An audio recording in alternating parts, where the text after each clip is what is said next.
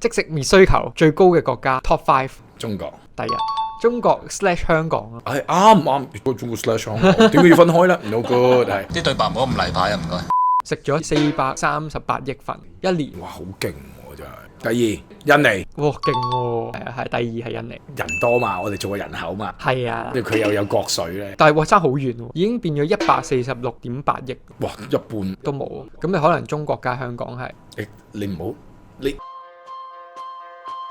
韓國冇喎，韓國唔係 Top 5咯，出口啊，自己唔食煙，叫人哋啲仔女食啊。我唔想知啊，有人買咪有人買咯。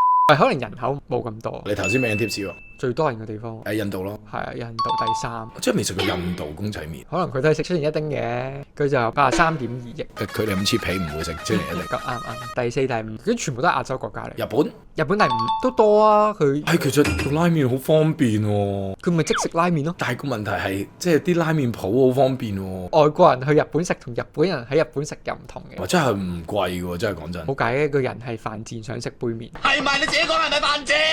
都有59億份。可能佢哋要做實驗，要出口嘛，因為另一個呢個同人口冇關，泰國近咯，唔係北漏杜拉啊，越南同印度差唔多，得81.4億，好多粉食喎，可能都係中意食湯嘢嘅人，同埋嗰啲快啊嘛，真係。一定唔會係意大利人咯。意大利人就覺得係侮辱噶嘛。Good luck 喎，學到嘢。